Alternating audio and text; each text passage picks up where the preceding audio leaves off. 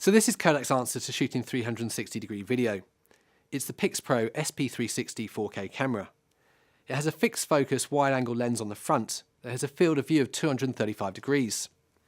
In order to shoot 360 video, you need to match it with a second camera and mount them on one of these base plates like this. They sit back to back, and then this can be connected to a light stand.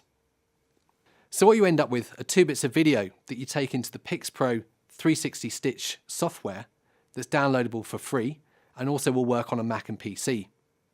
The software will stitch the 2 bits of video together and you'll end up with the 360-degree spherical video. So this camera has a solid feel to it. It's meant to be dust-proof, splash-proof, shock-proof, and even work at low temperatures. You have some of the buttons on the top here, access to some of the ports like HDMI and USB on the side, and also a small screen. But this camera can also be connected to your phone wirelessly, and that could be an Apple phone or an Android phone, which can help you get into some of the menu functions. The camera also comes with a watch strap remote that gives you access to some of the basic functions, so you can switch between video and stills mode, and also turn recording on and off using this. This camera shoots in fisheye mode at 2880 by 2880 pixels at 30 frames a second. So I've connected the cameras onto the mount here and connected the mount onto a light stand. It's a good idea to use a light stand when you're recording 360 video because a big bulky tripod will be more noticeable at the bottom of your 360 video. These cameras have been connected wirelessly, so now I can control them using this remote. I can turn them on and off, and also stop and start the recording using this button.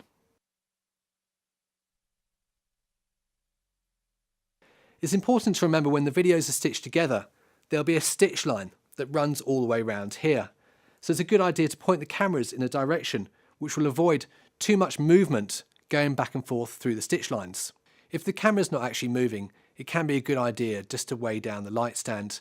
When you hit record, both cameras will start recording, but it's best practice to do a sync clap next to the cameras to avoid any problems when it comes to the stitching process. So let's now go and shoot some video with the Kodak PixPro. So we recorded a minute of footage using the Kodak cameras, and when you're ready to stitch the videos together, you need to download the free software from the Kodak site. So go to kodakpixpro.com and look for the software for your PC or Mac. I'm using a Mac, so I downloaded this version here. So when that's downloaded, you just need to fire up the software. Just going to close this window and just make this a bit bigger. And the process is quite easy. You go to where you saved your files to, so open files, and you need to find the 2 files for the 2 cameras. So I'm going to click the first one, find where I put the footage, so it's in my media, Kodak camera 1, open that one up. Then for the second camera, camera 2, open that one up. It says both files are valid to stitch, so then we click OK. And for these we did an audio sync, so I clapped next to the camera. So I'm going to click on audio sync. Although I used the remote to start the recording, the cameras might not be perfectly synced, so it uses the audio sync to get them perfectly in line. So I click audio sync, and that's synced the cameras. And then when you're ready to go, all you need to do is click export. So there are other settings, so if you click on effects, you can change the sharpness, contrast, brightness and saturation. But I'm not going to use any of those because I really want to compare the cameras without any other settings. So when you're ready to go, all you need to do is click export.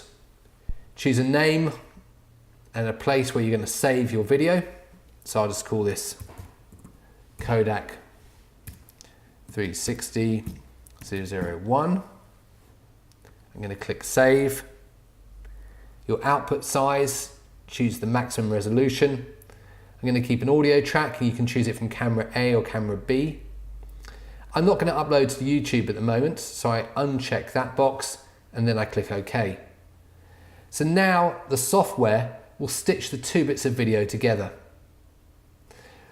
So this video was 1 minute in length, So I'll start my stopwatch now and see how long it takes for the software to stitch 1 minute of video together. So the stitching process took about 12 to 13 minutes, probably about 12.5 minutes. And what you end up with is an MP4 file. And what I'm going to do is take this file in to Premiere Pro so we can compare the Samsung camera and the GoPro cameras and see how they all look one against the other.